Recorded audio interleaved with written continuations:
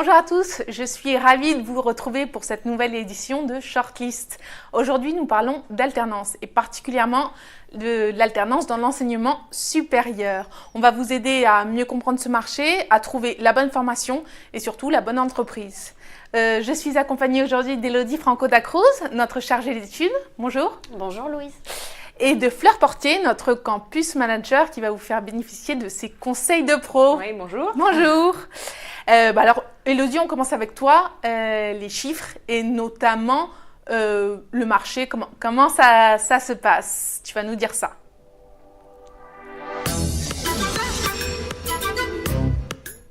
Alors, l'alternance, ça se développe ou ça se décline? Alors, malgré une période où le nombre de contrats en apprentissage a stagné en France, l'alternance trouve de plus en plus sa place puisque ce type de formations sont de plus en plus répandues et quelle que soit la typologie de l'école, qu'on soit en école de commerce, en école d'ingénieur ou aussi bien en université.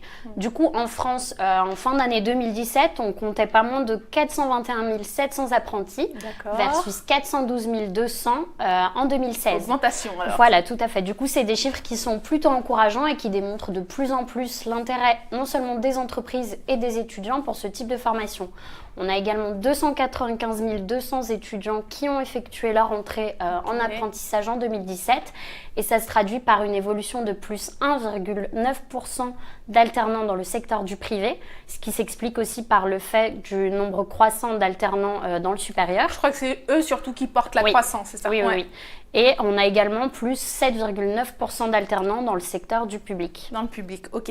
Alors la question que tous les candidats se posent, c'est qui sont les entreprises qui recrutent? Alors en France, c'est surtout les petites entreprises qui sont pourvoyeuses de contrats en alternance puisque 55,4% des contrats sont signés dans les structures de moins de 10 salariés.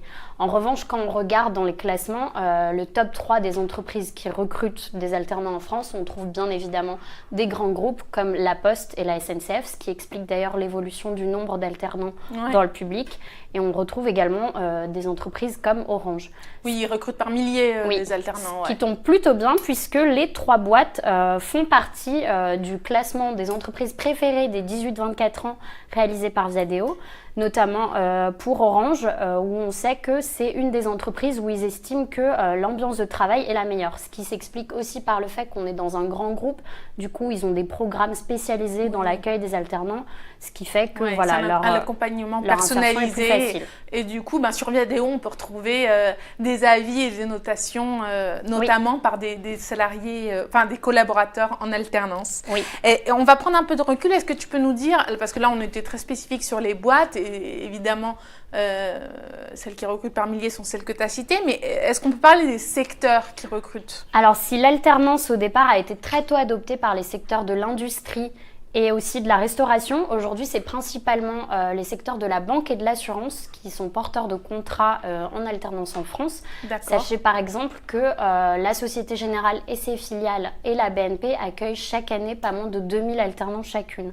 On a également de forts besoins pour ce type de contrat dans le secteur de l'audit et du conseil. Par exemple, Deloitte accueillera en 2018 près de 1500 alternants et stagiaires. Et on a également une forte offre de contrats en alternance dans le secteur de la distribution, dans des boîtes par exemple comme Carrefour. Donc, de plus en plus de succès pour l'alternance. Est-ce que tu peux, ça s'explique, c'est quoi les bienfaits, les bénéfices de l'alternance pour un candidat? Du coup, l'alternance, elle est autant bénéfique non seulement pour l'étudiant, mais aussi pour les entreprises qui accueillent ces étudiants. Pour les alternants, ça représente un véritable levier dans leur insertion professionnelle, à savoir qu'il y a de fortes possibilités que le contrat débouche sur une embauche.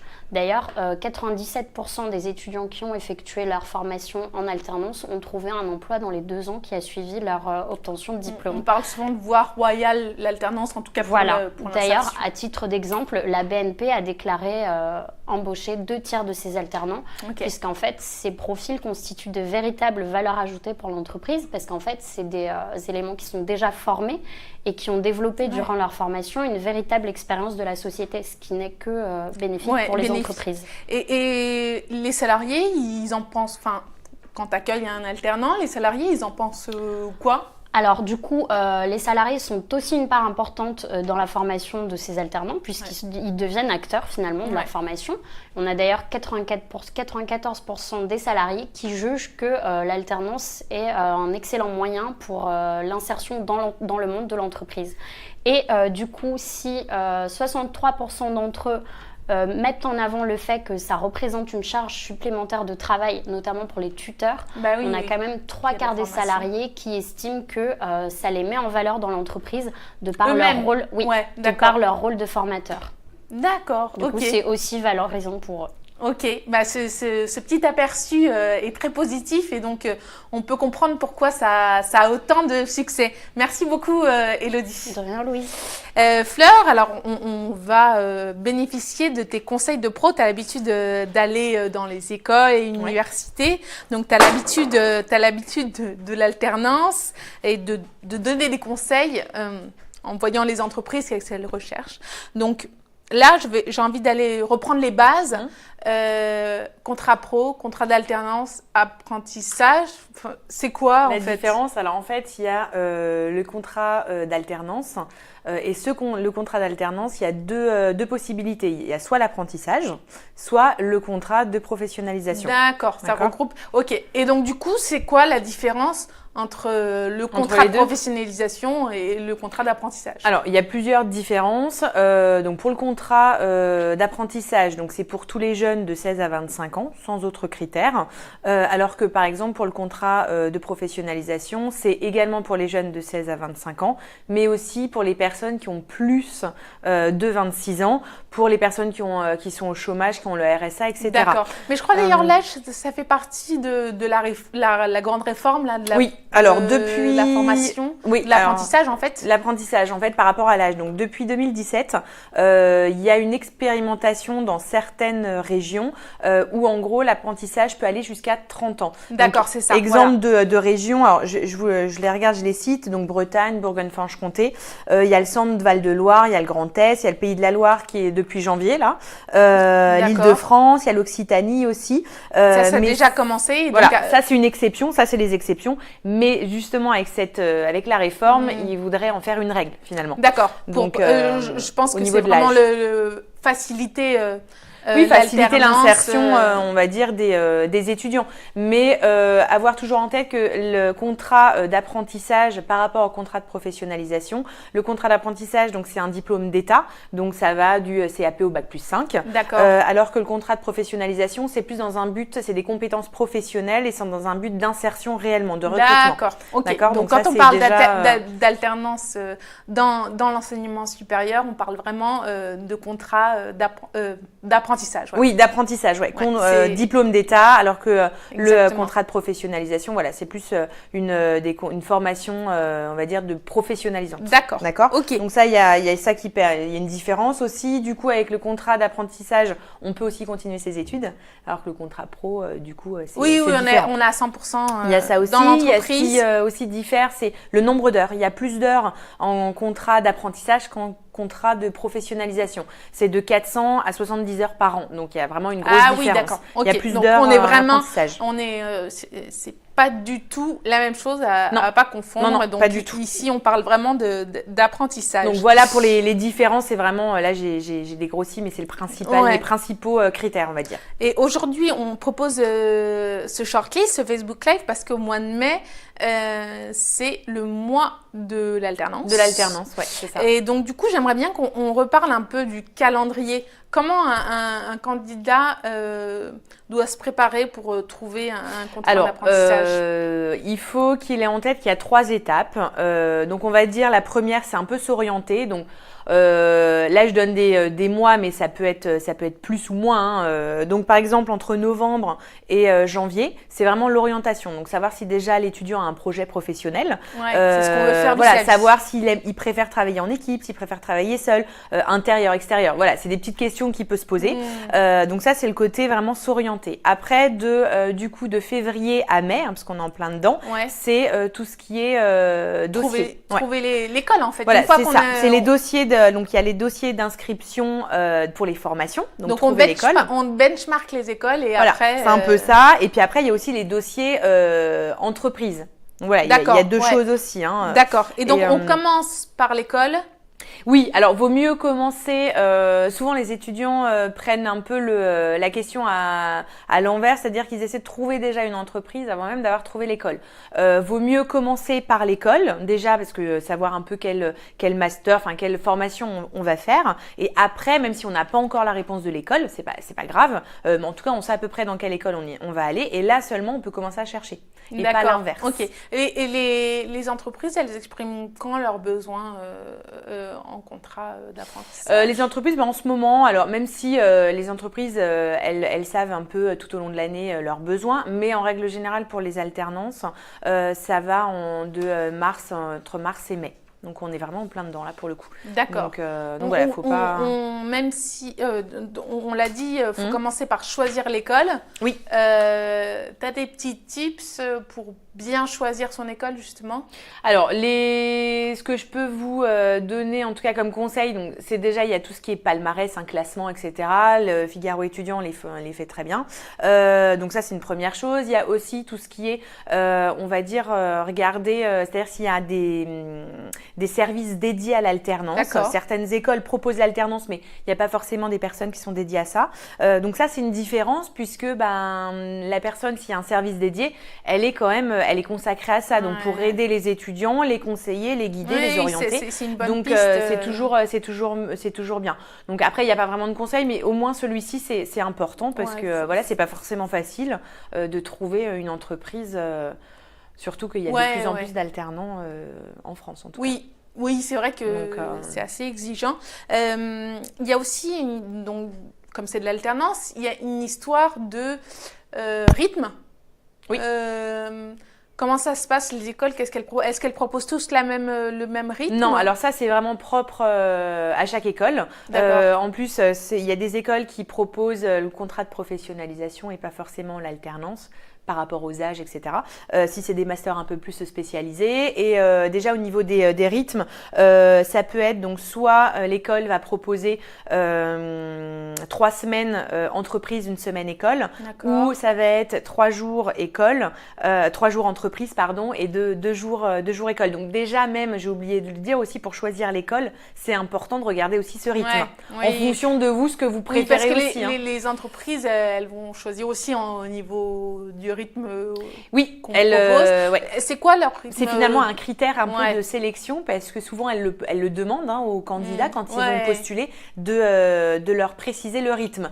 C'est quoi le rythme préféré des recruteurs selon toi? Alors moi je pense c'est finalement le rythme où il y en a plus, où l'étudiant est plus souvent en entreprise.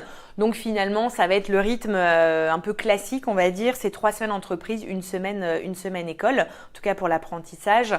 Après, voilà, on peut imaginer peut-être que dans les petites entreprises, elles vont préférer avoir pareil l'étudiant le plus souvent, et dans les grandes un peu moins, mais il y a pas de règle. Mais il faut quand même se dire que voilà, le but d'un alternance, il est quand même dans l'entreprise, il travaille, il a des dossiers, donc il faut quand même les suivre, les suivre quand même d'assez près et assez régulièrement, quoi. Donc et du coup là, alors, on a repéré la bonne école, la bonne entreprise, on envoie un CV, une lettre de motivation.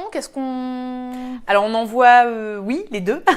On va dire qu'il faut avoir en tête que quand on postule pour une alternance, pour un contrat d'apprentissage ou de professionnalisation d'ailleurs, les deux, il faut candidater comme si c'était un CDI, comme si c'était un contrat finalement classique.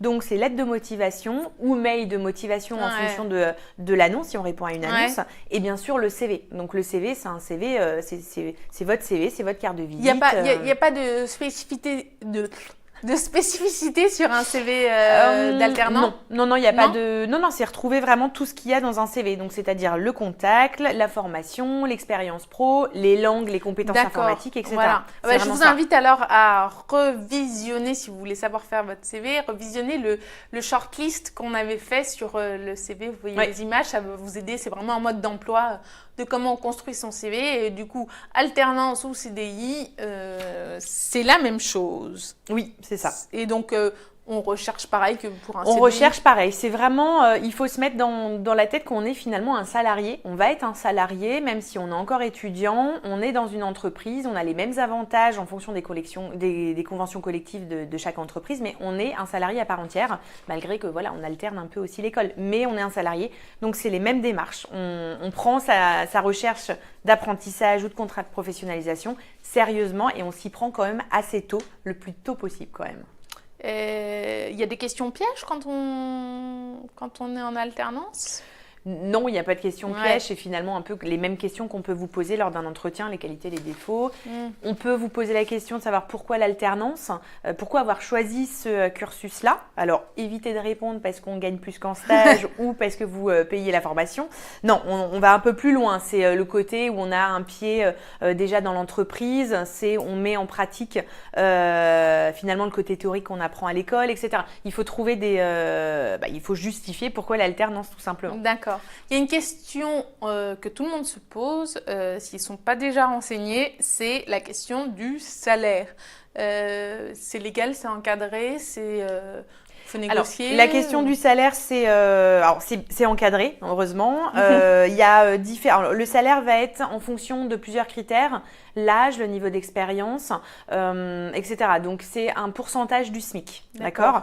Donc, par exemple, le SMIC actuel est 1498,47 € brut. Donc, si on prend l'exemple d'un alternant qui est en première année et qui a moins de 18 ans, parce qu'en fonction de l'âge, ça va augmenter, plus on va vieillir, plus on va gagner un peu plus. Donc, la première année, on a moins de 18 ans, mais on va gagner que 25% du SMIC. D'accord. Je crois qu'en régie, on a un petit tableau récapitulatif du salaire, c'est ce que tu viens de nous dire. Oui, voilà. Donc, avoir toujours aussi en tête que le contrat d'alternance est exonéré de charges, donc c'est-à-dire que le brut et le net, c'est pareil. D'accord. Du coup, on ne paye pas d'impôt. Non. Voilà. Alors que on fait sa déclaration, mais on est en dessous de la tranche, donc on ne paiera pas d'impôt. Imposable. Par contre, pour le contrat de professionnalisation, là aussi, ça va être différent. On va avoir aussi des critères en fonction, donc 21 ans, moins de 21 ans et plus de 21 ans. Pareil, ça va être un pourcentage aussi du SMIC. D'accord.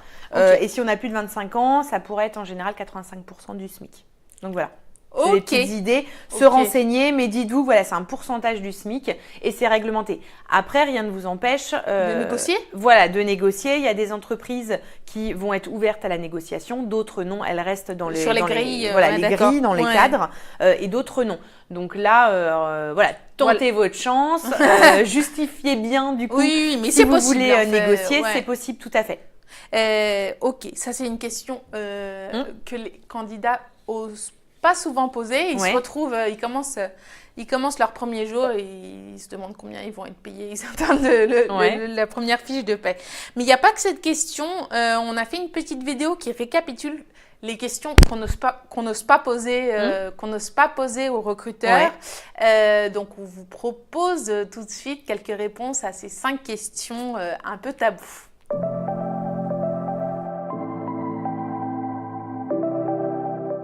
À combien de vacances avons-nous droit ? Vous avez le droit à 25 jours, voire plus, avec certaines conventions. Vous cumulez 2 jours et demi de congés payés chaque mois entre le 1er juin et le 31 mai, à prendre sur la période d'après. Mais il est possible de demander des congés par anticipation, avant le 1er juin. Vous ne décidez pas vous-même de vos congés, votre manager doit valider les dates. Avons-nous le droit à des RTT ? Oui, si votre contrat prévoit plus de 35 heures par semaine. Vous avez droit au même jour RTT que vos collègues salariés en CDI ou CDD. Un contrat d'apprentissage peut-il être rompu ? Oui, un apprentissage peut être rompu sans motif dans les 45 jours après l'entrée dans l'entreprise. Ensuite, il faudra que ce soit une rupture d'un commun accord. Si ce n'est pas le cas, il faudra aller au prud'homme. Sommes-nous payés pendant un arrêt maladie ? Comme tous les salariés, si vous avez un arrêt de travail, votre salaire sera pris en charge par l'assurance maladie après 3 jours de carence, pendant lesquels vous ne serez donc pas rémunéré. À noter que certaines entreprises prennent en charge des 3 jours de carence. Est-il possible de prendre des jours de congé avant un examen ? Pas besoin. Chaque apprenti bénéficie de 5 jours de révision avant l'examen final et 2 jours pour d'autres examens. Voilà, congé, RTT, arrêt maladie et jour de révision, vous avez la réponse. Dernière question, Fleur, tu aurais des pistes pour commencer à chercher, trouver Oui. Alors déjà, il y a des sites d'emploi qui proposent des contrats d'alternance. Il y a aussi tout ce qui est les CCI, les chambres de commerce et d'industrie, où là, elles aussi, des espaces dédiés pour l'alternance. Donc, il y a les offres des entreprises. Vous pouvez postuler et aussi déposer votre CV. D'accord. Donc, voilà, ça peut être une première ça, piste. c'est un organe institutionnel, mais Oui. comme on a vu, c'est surtout des petites entreprises qui recrutent en alternance, donc elles doivent bien passer par les CCI. Oui, donc déjà c'est ça. une première piste. Voilà, c'est une première piste. Il y a bien sûr le Pôle emploi dans la rubrique alternance, j'entends. Il y a ça, il y a aussi tout ce qui est les CIDJ. Donc, c'est les centres d'information et de documentation pour la jeunesse. Là aussi, elles peuvent proposer de l'alternance. Il y a tout ce qui est les missions locales aussi pour les jeunes. Il y a les salons, il y a Internet, il y a plein de choses. Mais voilà, en tout cas, ça vous donne déjà des petites pistes pour essayer déjà d'aller voir s'il y a des choses qui vous intéressent ou pas. Ok, merci beaucoup Fleur. Merci. Pour résumer, on voit que c'est exigeant la recherche d'emploi d'une alternance. On a vu toutes les étapes ensemble, donc j'espère que vous êtes prêts pour vos dossiers et pour l'année prochaine. Je remercie Elodie, Fleur, Jim, Jean-Alexis et Baptiste pour ce live et je vous dis à une prochaine fois.